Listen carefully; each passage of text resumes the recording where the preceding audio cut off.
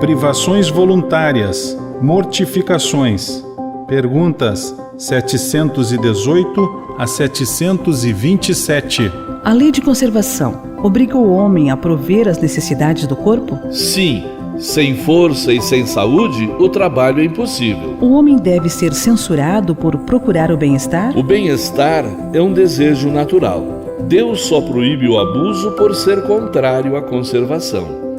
Ele não condena a procura pelo bem-estar, desde que não seja conseguido à custa de outras pessoas, nem venha diminuir as vossas forças físicas e morais. As privações voluntárias, que visam uma expiação igualmente voluntária, têm algum mérito aos olhos de Deus? Fazei o bem aos outros e mais mérito tereis. Haverá privações voluntárias que sejam meritórias? Sim, a privação dos prazeres inúteis, porque liberta o homem da matéria e eleva sua alma. Meritório é resistir à tentação que induz aos excessos ou ao gozo das coisas inúteis. É o homem tirar do que lhe é necessário para dar aos que não têm o suficiente. Se a privação não passar de vão simulacro, será um escárnio. A vida de mortificações ascéticas tem sido praticada desde a mais remota antiguidade.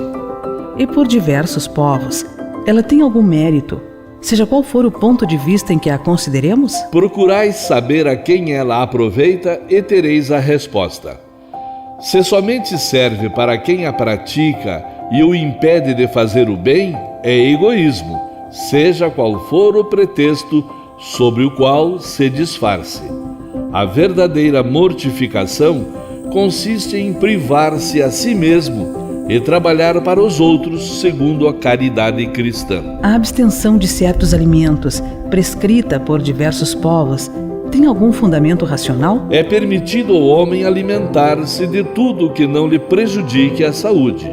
Alguns legisladores, porém, com fim útil, resolveram proibir o uso de certos alimentos e, para darem maior autoridade às suas leis, apresentaram-nas como vindas do próprio Deus. Com relação ao homem, a alimentação animal é contrária à lei da natureza? Na vossa constituição física, a carne alimenta a carne, pois do contrário o homem perece. A lei de conservação impõe ao homem o dever de conservar as suas energias e a sua saúde, para cumprir a lei do trabalho.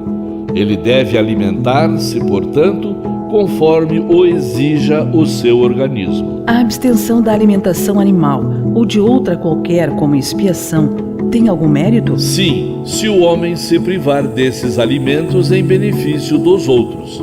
Para Deus, só há mortificação quando há privação séria e útil. Foi por isso que dissemos que são hipócritas aqueles que apenas aparentemente se privam de alguma coisa. Que se deve pensar das mutilações operadas no corpo do homem e dos animais? Qual o propósito de semelhante questão? Perguntai sempre se uma coisa é útil. O que é inútil não pode agradar a Deus, e o que é prejudicial sempre lhe será desagradável.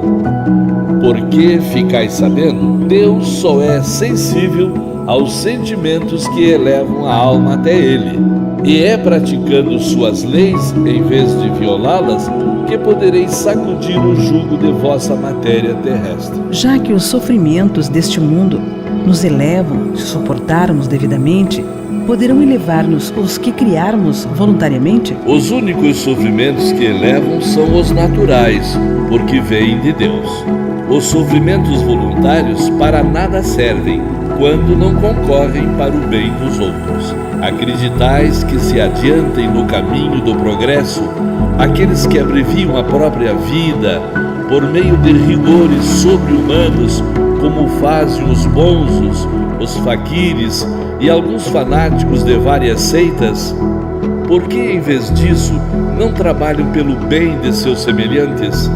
Que vistam o indigente, consolem o que chora, trabalhem pelo que está enfermo, sofram privações para alívio dos infelizes, e então suas vidas serão úteis e agradáveis a Deus. quando, nos sofrimentos voluntários a que se submete, o homem só pensa em si mesmo, é egoísta. Quando sofre pelos outros, pratica a caridade. São esses os preceitos do Cristo.